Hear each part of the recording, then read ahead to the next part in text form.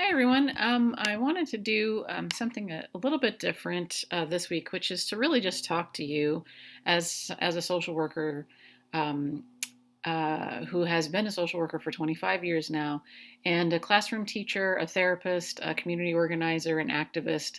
All of those things. I'm going to try and boil them down into top 10 lessons that I've learned from 20 years of doing group work, and we'll see if you agree or not. I know many of you have been in groups and led groups. So I would say lesson number one, make the group a group, not a collection of individuals. I would say this is the biggest mistake that kind of beginners make. For example, in a therapy group, if you've ever had the experience of the group leader only attending to one member and not being able to hold the whole group, you've had the experience of this way in which people just get treated as a collection of individuals.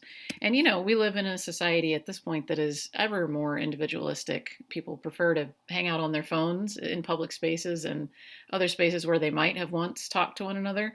So it requires intention, and I'm going to give you examples. So some examples. So group leaders who are good group leaders are always thinking about knitting the group together. Groups bond when they feel connected, and they feel connected when they have to share their thoughts and feelings with one another or when they have to cooperate on a shared task or goal. So the group leader's job is to make sure they're knitting the group together at every moment. And this means seeing and recognizing every group member's contributions individually to the group as a collective. So, for example, if someone says, I didn't do the homework because I didn't understand it, that's an opportunity to knit the group together by saying, did anyone else, thank you so much for sharing that, and you would call the person by name. I really appreciate your willingness to be vulnerable and tell the truth and be honest. And did anyone else have that experience? So if you do this, you actually have just asked one circular question. Did anyone else have this experience? You've made the person who was willing to be vulnerable, you've made them feel recognized and seen, and you've started one of many of the processes of knitting the group together by connecting that person's experience with everyone else in the group and inviting the group to comment. And if you think about good classrooms, you'll probably remember that the instructor knew people's names, so in that way they acknowledged each group member. They connected people's comments during large group discussions so that it built rather than kind of being, oh, one person says one thing, another person says another thing. And often a good group creates either it's the group leader or the group creates permission to have fun, right? People learn best and they enjoy life when they're having fun. So that's something to keep in mind as well. That's why icebreakers typically have you do silly things so that you break down those defenses that we all live with. Okay, lesson number 2, empathy, altruism, and mutual aid. So the most well-known social work theorist of group work is Irving Yalom. This is not Irving Yalom, but Irving Yalom basically said that good groups elicit people's altruism, so their willingness to put others' interests before their own. Peter Kropotkin, who is as an anarchist communist at the turn of the century, actually argued that we don't need altruism or love. That's a kind of romantic ideal. And if you look at the history of animals and humans, you'll actually see that sociability is as much a law of nature as mutual struggle. And mutual aid is as much a law of animal life as mutual struggle. So he was arguing against the social Darwinists at the turn of the century. Freud is actually a social Darwinist, right? He's all about aggressive impulses and competition. And Peter Kropotkin said, you don't need love. And it's not all, it's not all aggression. We actually benefit. We see the benefits of cooperation. And so at the very least, we can say that a good group brings about a feeling of what we'd call in this century kind of social support.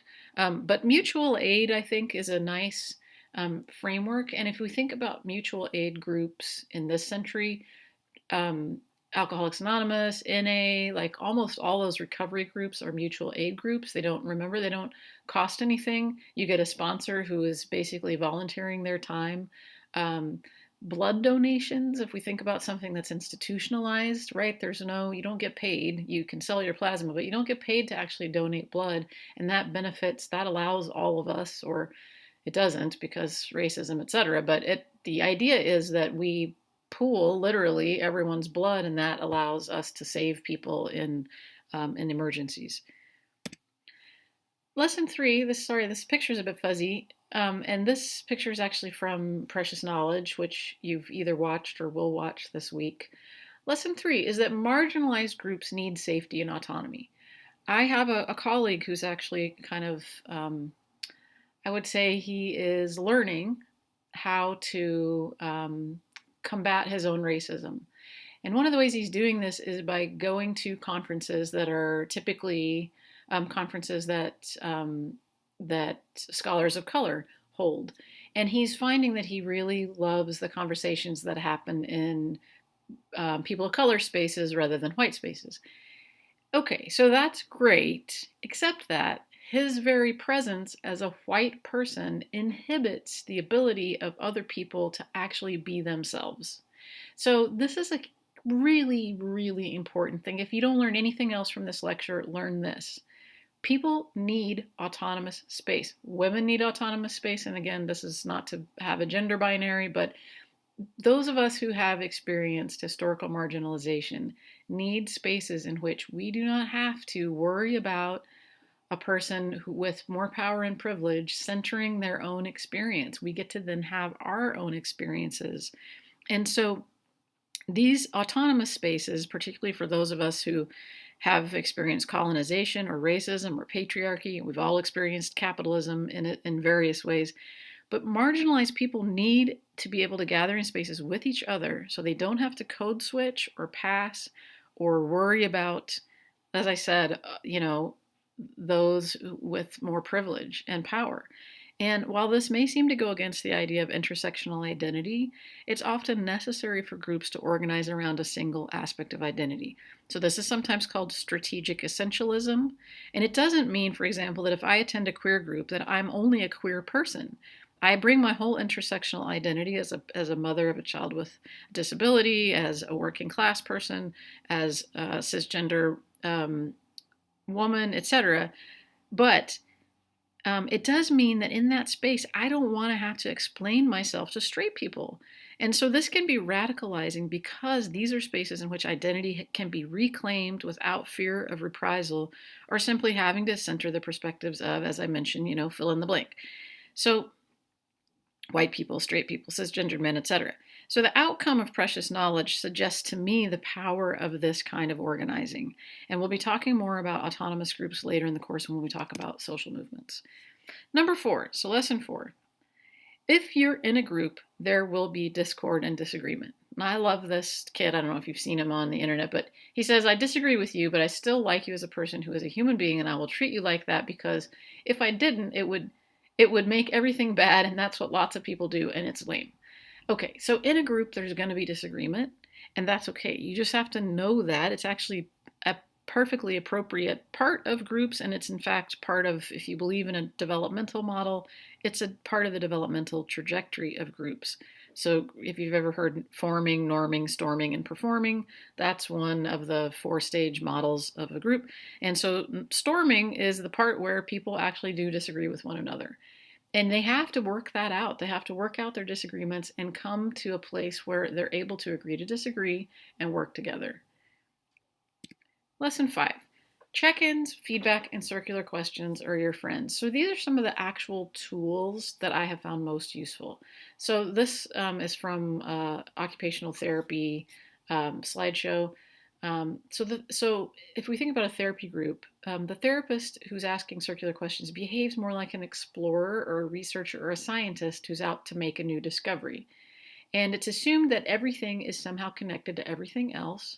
And the intent behind for example, circular questions is to explore. So you might ask, how is it that we find ourselves together today? Who else worries about that?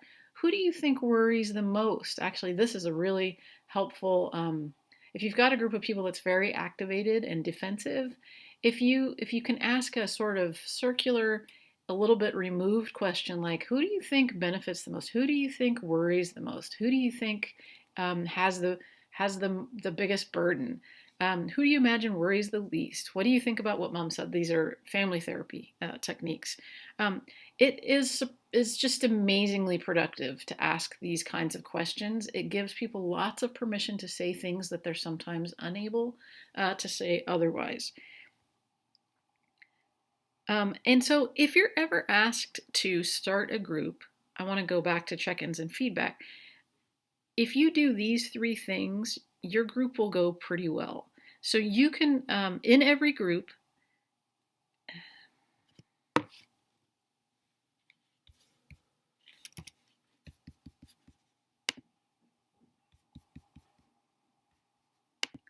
okay, sorry, little interruption. In every group, if you set it up to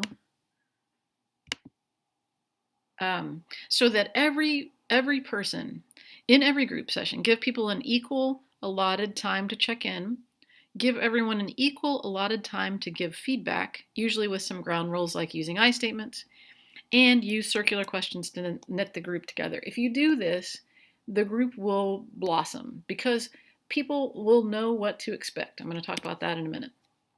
Lesson number 6.